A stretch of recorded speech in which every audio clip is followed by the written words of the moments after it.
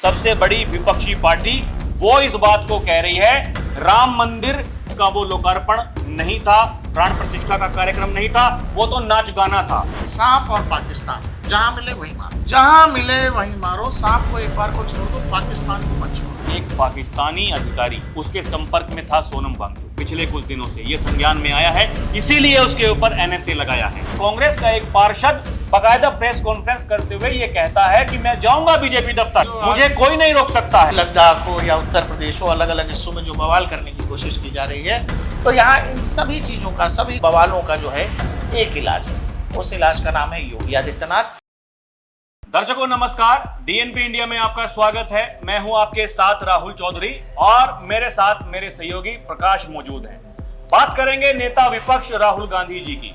प्रकाश भाई, बहुत सारे लोग ये सवाल पूछ रहे हैं कि नेता विपक्ष राहुल गांधी जी कहाँ हैं? कांग्रेस वाले कह रहे हैं कि विदेशी दौरे पर हैं। बताया जा रहा है कि दक्षिण अमेरिका के 4 देश हैं जहां पर वो गए हैं और उन्होंने अपने सोशल मीडिया प्लेटफॉर्म एक्स पर एक ट्वीट किया।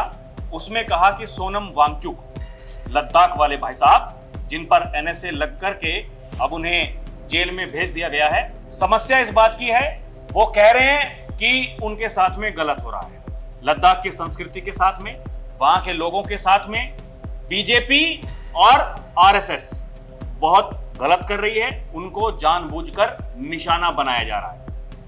अब लोग ये भी सवाल पूछ रहे हैं, एक हफ्ते पहले आप ही ने ये कहा था इस देश के जेनजी, इस देश के युवा, इस देश के छात्र सड़कों पर आइए, संविधान को बचाइए, हम आपके साथ हैं। जिसके बाद में हमने देखा ये सोनम वांगचुक भाई साहब, एक उनका भी बयान सामने आया और उन्होंने भी नेपाल बांग्लादेश का जिक्र करते हुए कहा कि यहां की जनता भी उग्र हो सकती है। अब देखिए, सरकार तो अपना काम कर रही है, लेकिन सरकार पर, आरएसएस पर ये निशाना जो साधा जा रहा है, और राहुल गांधी है कहां से ये लिख रहे हैं? क्योंकि पाकिस्तान को भारत ने पूरी तरह से हराया है। अभी तक जब हम ये वीडियो बना रहे हैं, एक ट्वीट राहुल गांधी की तरफ से नहीं किया गया है।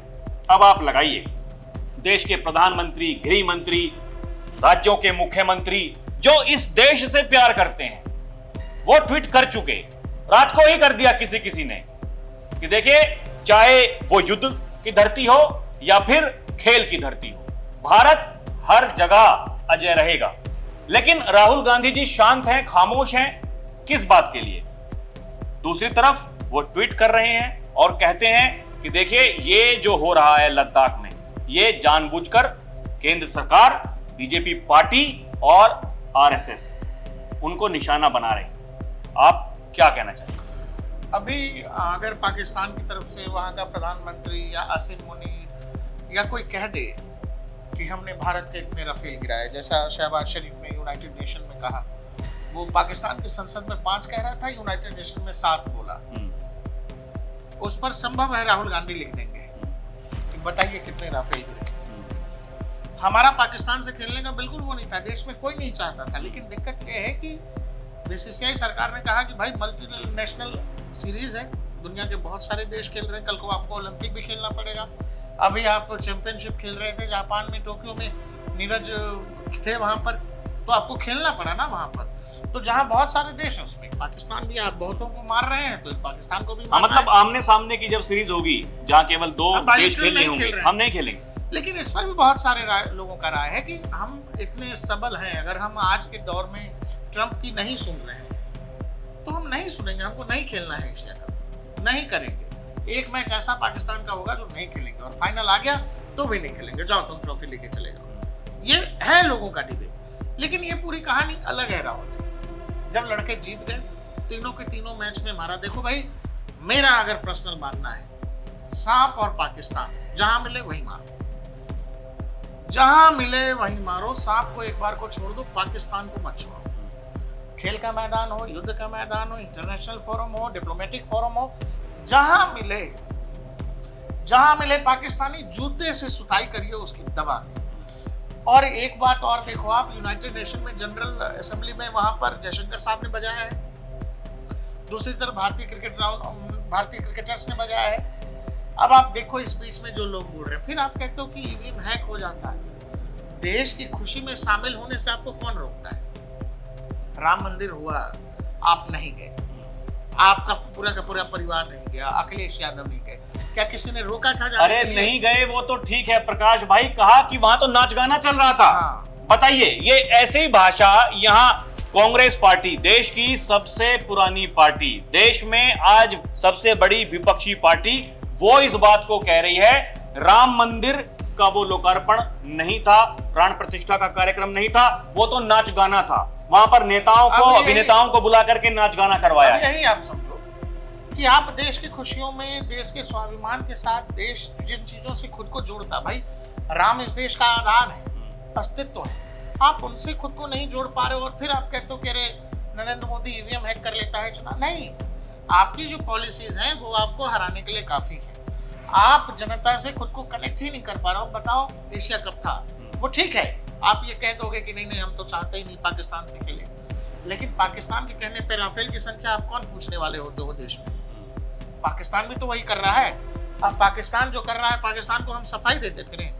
आपने बीइंग अपोजिशन एक बार नहीं पूछा कि देश की आर्मी बताए, देश के प्रधानमंत्री बताए कि हमने पाकिस्तान के कितने लोगों को मारा, हमने पाकिस्तान में कितने आतंकियों को ढेर किया, कितने आतंकी यज्ञों को ढेर किया, कितने पाकिस्तानी वायुसेना के जेट्स तबाह किए, किराना हिल्स का सच क्या है, ये नहीं। इनको ये जानना है जो नैरेटिव पाकिस्तान फैला रहा है वो नैरेटिव के बारे में बताइए, ताकि कल को अखबारों में छपे कि अरे अरे राहुल जी युद्ध में किसने कितने लपड़ थप्पड़ मारे, इसका कोई मतलब नहीं, कोई मतलब रहता ही नहीं है, सीधी सी बात है। जमीन पे कौन गिरा, एग्जैक्टली, कौन भीख मांग रहा भाई था। साहब, जब वहां आमने सामने की लड़ाई होगी, अब देखिए ना भाई, चाहे वो क्रिकेट को लीजिए, कोई और खेल है आप उसको लीजिए, आप युद्ध में लीजिए, जब दो टीमें आमने सामने हैं, भाई जो अच्छा खेलेगी वो जीतेगी। अब पाकिस्तान का क्या है, और पाकिस्तान के हिसाब से हमारे यहाँ लोग क्या सोचेंगे? देखो, कल हमारे 5 आउट किए हुए, मैच हम जीते हैं राहुल जी, पाकिस्तान कहेगा अपनी आवाम को हमने उनके 5 विकेट गिरा दिए। हाँ। हमारे जो 5 अब्बू थे, अभिषेक शर्मा, शुभमन गिल, सैमसन, इन सारे अब्बुओं को हमने आउट कर दिया। और यहाँ वाले सबूत मांगने लगेंगे, अरे अरे भाई साहब आउट हुए, दिखाइए कौन सा आउट हुआ, सबको बताइए। हम जीते हैं इसमें चर्चा नहीं करिए, आउट हुए। आप वही कहानी है कि हमने गिराया, हमने ये किया, जिसके सबूत भी नहीं है आपके पास, लेकिन आप ये कह रहे हो कि हम चूंकि कह रहे हैं इसलिए मान लीजिए। हमको जूते कितने पड़े, हमारी एयर स्ट्रिप में गड्ढे हो गए, हमारा लड़ाकू विमान उड़ने लायक नहीं रहा, हमारा एयर ऑपरेशन ठप पड़ गया। आज भी आईसीयू में है, बहुत सारे एयरबेस ऐसे हैं जो आज भी आईसीयू में। जो भी फ्रंटल बेस है एलओसी के पास, वो ऑपरेशनल नहीं हो सका पाकिस्तान का, लेकिन पाकिस्तान हमारे लिए कह रहा है कि विमान गिनिए, और हमारे यहाँ के नेता कूदने लगते हैं। अब ये जो लद्दाख वाली कहानी है, इस लद्दाख वाली कहानी में आप राहुल जी जुड़ो, इसमें जुड़ो, जो आई लव वाली कहानी चल रही है वो, जो जेंजी वाली कहानी चल रही है वो, और उसके बाद वोट चोरी और ये कहानी जो चल रही है, ये तीनों अलग अलग नहीं है राहुल जी, ये सब एक है। और तीनों को जब जोड़ेंगे तो आपको यही मकसद नजर आएगा ना कि किसी भी तरह से अव्यवस्था होनी चाहिए, कहीं दंगा फसाद आगजनी होनी चाहिए, जिसको पॉलिटिसाइज किया जा सके। सोनम वांगचुक क्या कह रहे थे 10 तारीख को? 10 तारीख को कह रहे थे नेपाल, यही तो कह रहे थे जो राहुल गांधी ने अपने ट्विटर पर, एक्स पर, जो ट्वीट करके लोगों को कहा, उकसाया, देश के छात्रों को, देश के युवाओं को कहा सड़कों पर उतरिए, जेनजी आप ही संविधान को बचाएंगे, हम आपके साथ में हैं। वही तो सोनम वांगचुक भी कह रहा था। और जो वहां के डीजीपी हैं, उन्होंने बकायदा प्रेस कॉन्फ्रेंस करते हुए ये बताया है कि एक पाकिस्तानी अधिकारी उसके संपर्क में था सोनम वांगचुक पिछले कुछ दिनों से, ये संज्ञान में आया है, इसीलिए उसके ऊपर एनएसए लगाया है। कुछ दिनों पहले वो पाकिस्तान भी गया था, उसकी तस्वीरें वो मोहम्मद यूनुस के साथ में गले मिलते हुए भी वायरल। ये सब हम जान रहे हैं, जो राहुल गांधी लिख रहे हैं कि लद्दाख के लोग बड़े शांति प्रिय हैं, बहुत अच्छे, ये पूरा देश जानता है राहुल जी। लेकिन उन शांति प्रिय लोगों के साथ वहाँ खिलवाड़ क्या हो रहा है, वहाँ तेजी से डेमोग्राफी बदलने की कोशिश हो रही है। और यही कारण है कि वहाँ पर बैठे कलाकार क्या कह रहे हैं, लद्दाख अभी एक लोकसभा की सीट है, अब ये कह रहे हैं कि करगिल को अलग लोकसभा दो, ठीक है, मतलब मुस्लिम बहुल सीट और एक बौद्ध सीट, ऐसा चाहिए इनको, बाइफर्फिकेशन चाहिए लद्दाख के अंदर, पूर्ण राज्य का दर्जा चाहिए। क्यों चाहिए भाई? हम आज आपको स्वायत्ता देते हैं, कश्मीर में भुगत रहा है भारत, कल को लद्दाख में भुगते, चाइना बॉर्डर है, तो बॉर्डर के इलाकों में, बॉर्डर के हिस्सों में कैसे रहना है, वहाँ के नियम कानून क्या होंगे, ये हम क्षेत्रीय दलों और क्षेत्रीय लोगों पर छोड़ दें। दिल्ली में बैठी सरकार ऐसे ही है, और फिर कल को आर्मी वहां पर सफर करे। क्यों? क्योंकि आपको अलग से स्वायत्तता दे दी गई, आपको आजादी दी गई। कल आपको रोड जाम करोगे, वो हम बता ही चुके हैं, लोग बोल के गए हैं कि इतना मवाद डाल दो कि सड़कों को जाम कर दो, इंडियन आर्मी का मूवमेंट रोक दो। लद्दाख जैसे क्रूशल इलाके में जिसका डेमोग्राफी इतना अजीब है और जियोलॉजिकली देखें तो कितना मुश्किल टेरेन है वो, और वहां आप इंडियन आर्मी के लिए कल को मुश्किल खड़ी कर देंगे क्योंकि केंद्र सरकार के पास फैसले लेने की ताकत नहीं होगी। तो इंडियन आर्मी या केंद्र सरकार इतनी पागल तो नहीं है। दूसरा, आप जो मांग रहे हैं, केंद्र ने कहा था 6ठी अनुसूची में हम देंगे, ये नहीं कहा था कि आप चिल्लाओगे, आप ये करोगे, आप बवाल करोगे, आप आग लगाओगे, हम दे देंगे। शांति प्रिय लोग हैं, उनको आगजनी से कोई मतलब नहीं है, ये हमें भी पता है और देश भी जानता है, लेकिन वहां आग लगा कौन रहा है? नहीं, उसमें कौन लोग इसके पीछे हैं? भाई 6ठी अनुसूची में देना तो कोई बड़ी बात है नहीं भाई, वहाँ के कल्चर का सवाल है, वहाँ के संस्कृति का सवाल है, वहाँ के लोगों के हितों की रक्षा का सवाल है। सरकार कहाँ पीछे हटती है? आप मुझे एक बात बताइए भाई, उनके हितों में होगा, सरकार नहीं तो कहा है, लेकिन होगा, सही समय आने पर होगा। अब आप मुझे एक बात बताइए, जो डेमोग्राफी चेंज करने का अभियान जो वहां चल रहा है, ये क्या सरकार को नहीं पता है? क्या सरकार को पता है? सरकार सब कुछ जानती है। ये देश के प्रधानमंत्री अगर खुले मंच से ये कह रहे हैं, इस देश में जो डेमोग्राफी बदलने का जो अभियान ये कुछ लोग चला रहे हैं वो हमारे निशाने पर हैं और हम उनसे सख्ती से निपटेंगे, ये तो कहीं ना कहीं मतलब उन्हें भी समझना चाहिए कि आप निशाने पर हैं और आप अगर ऐसा कर रहे हैं तो इसके पीछे कोई ना कोई कारण है। अरे भाई, जम्मू कश्मीर में विधानसभा के चुनाव होने थे, बीजेपी को पता था, बीजेपी को पता है कश्मीर में बीजेपी के पास में बहुत सारे कैंडिडेट्स ऐसे नहीं थे जो वो खड़े कर सके। उन्हें पता है यहाँ के लोग नहीं देंगे वोट, बीजेपी को पता है भाई जम्मू में बीजेपी जीती ना, कश्मीर में बीजेपी के पास में खड़े करने के लिए उम्मीदवार नहीं थे। तो क्या ये चीजें ये सरकार को नहीं पता है? अच्छे से पता है। अगर आप जानबूझकर वहां पर उपद्रव करना चाहते हैं, विद्रोह करना चाहते हैं, वहां की जनता को भड़काना चाहते हैं, वहां लोगों को सड़कों पर उतारना चाहते हैं, कांग्रेस का एक पार्षद बाकायदा प्रेस कॉन्फ्रेंस करते हुए ये कहता है कि मैं जाऊंगा बीजेपी दफ्तर, ये लोग जो मुझे कोई नहीं रोक सकता है। ये लोग जो आज लद्दाख की इतनी चर्चा कर रहे हैं, लद्दाख में लोगों के पास रोड नहीं था राहुल जी। हाँ, और ये लोग संसद में बैठ के ये कह देते थे कि वहाँ रोड की जरूरत नहीं है, रोड बना देंगे तो चीन चला आएगा। हाँ। इस तरह के लोग रक्षा मंत्री का बयान एक एंटी निकाला। अरे भाई, जिस इलाके को नेहरू ने दे दिया, छोड़ दिया, जिसके लिए कभी लड़ने नहीं गए, उसके लिए कहा कि अरे वो तो बंजर भूमि थी, क्या हो जाएगा? तो एक कांग्रेस के ही सांसद ने कहा कि हमारे भी सर पे बाल नहीं है, क्या करें, कटवा दें। तो जिन लोगों का इतिहास ये है, वो लोग आज बड़ी लद्दाख की चिंता कर रहे हैं, लद्दाख के युवाओं की चिंता कर रहे हैं। राहुल गांधी की विदेश यात्राएं, राहुल गांधी के ट्वीट्स, राहुल गांधी के भाषण, ये अब कोई बहुत बड़ा रहस्य नहीं रह गया है कि उनके पीछे क्या मंशा है। राहुल गांधी की जो विदेश यात्राएं होती हैं उन पर भी बहुत कोई रहस्य नहीं रह गया, सबको पता है, सबको पता है राहुल जी कि उसके पीछे क्या मंशा है, कौन लोग हैं, क्यों किया जा रहा है। और मैंने आपसे क्या कहा कि ये जो अलग अलग घटनाएं हैं, वो चाहे वो चोरी की कहानी हो, इलेक्शन कमीशन, लोकतंत्र पर हमले की बात हो, या फिर आई लव वाली जो कहानी है, फिर लद्दाख में जो हुआ, ये सारी चीजें एक दूसरे से जुड़ी हुई हैं। और इस बीच में फिर से एक और ट्वीट का आना, ये सब इसीलिए है, भविष्य की तैयारी कह लीजिए, या बिहार चुनावों तक या बंगाल चुनावों तक ये सब चीजें अभी और बढ़ने वाली हैं। नहीं, अभी केवल प्रकाश भाई एक ट्वीट आया है, बीजेपी के नेता, बड़े बड़े प्रवक्ता जो हैं वो ये कह रहे हैं कि अभी देखना, ये तो केवल शुरुआत है, आने वाले दिनों में क्या क्या होता है। क्योंकि हमने ऐसा देखा है, जब जब कांग्रेस पार्टी ये सूचना देती है कि राहुल गांधी जी कहीं जा रहे हैं, खबरें हैं कि शुक्रवार को यहां से जा चुके, विदेशी धरती पर हैं, शायद इसलिए बिजी होंगे कहीं, तो पता नहीं होगा कि भारत जीत भी गया, अभी तक ट्वीट नहीं हुआ है। लोग ये कह रहे हैं, ये सवाल पूछ रहे हैं कि अब इससे आगे क्या? आपने ये तो ट्वीट कर दिया कि लद्दाख में जो कुछ हुआ वो बीजेपी करा रही है, आरएसएस करा रही है, वहां के लोगों को निशाना बनाया जा रहा है, लेकिन आप ये समझने को तैयार नहीं है कि आपके बयानों के मायने क्या हैं। लोग तो उसी जो आपने ट्वीट किया है जाकर के देखिए ना, ये कह रहे हैं कि ये तो आप ही ने बताया था, यहाँ के लोगों को तो आप ही ने उकसाया था, यहाँ के जेनजी को आप ही उकसा रहे हैं।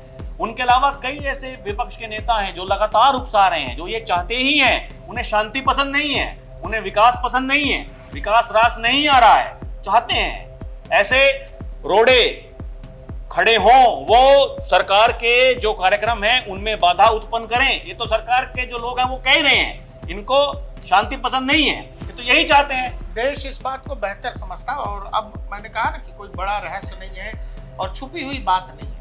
अब ये पब्लिक डोमेन में बात है कि राहुल गांधी जो बोलते हैं, जो कहते हैं, जो करते हैं, उसके पीछे क्या मंशा है। भाई वो व्यक्ति कई बार बोल चुका है कि देश में आग लग जाएगा, प्रधानमंत्री बन गया तो देश का युवा डंडे से मारेगा, तू तड़ाक की भाषा का इस्तेमाल वो करते ही हैं। तो भाषा आदमी की जो होती है, जो बॉडी लैंग्वेज होता है, वो बता देता है कि वो क्या करना चाहता है। और ये हम पत्रकारों से ज़्यादा इस देश की आम जनता भी समझ रही है कि राहुल गांधी की मंशा क्या है। और इसीलिए आपको देखा होगा कि लद्दाख हो या उत्तर प्रदेश हो, अलग अलग हिस्सों में जो बवाल करने की कोशिश की जा रही है, तो यहाँ इन सभी चीज़ों का, सभी बवालों का जो है एक इलाज है।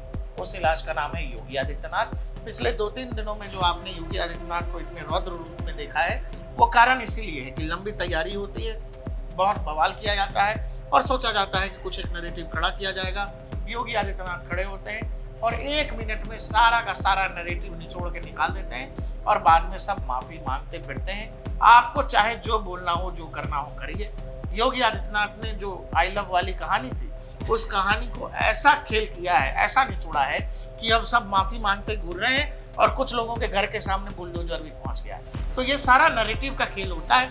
बीजेपी को लगा था 2024 लोकसभा चुनाव से पहले नैरेटिव काटने में बीजेपी चूक गई थी, लेकिन उनके पास अभी योगी आदित्यनाथ या यूं कहें असम में हेमंत बिश्व शर्मा जैसे नेता हैं, जो एक्शन ऐसा होता है कि वो मैसेज फिर पूरे देश में चला जाता है। और यही कारण है कि नैरेटिव बहुत कोशिश की जा रही है, लेकिन वो नैरेटिव रिजल्ट नहीं दे पा रहा राहुल जी। तो दर्शकों, बिल्कुल साफ है कि आपकी मंशा क्या है, आप क्या सोच रहे हैं, आप क्या करना चाहते हैं। देखिए, ये सवाल तो लगातार राहुल गांधी की विदेशी यात्राओं पर उठते हैं कि वो किससे मिलते हैं, वहां जाकर के क्या करते हैं, ऐसा कौन सा काम है कि कभी कभी बिना बताए भी चले जाते हैं। तो ये परेशानी बहुत बड़ी परेशानी है, ये कोई छोटी बात नहीं है। लेकिन अब सवाल ये है कि देश की तरक्की, देश के विकास अगर हो रहा है तो क्या आप उस पर गौरवान्वित महसूस नहीं करेंगे? क्या इससे बड़ी विडंबना कुछ और हो सकती है क्या? दर्शकों, आपको क्या लगता है, हमें कमेंट करके जरूर बताइएगा। अभी के लिए इतना ही। आप देखते रहें डीएनपी इंडिया, हर खबर भरोसे के साथ। नमस्कार, जय हिंद।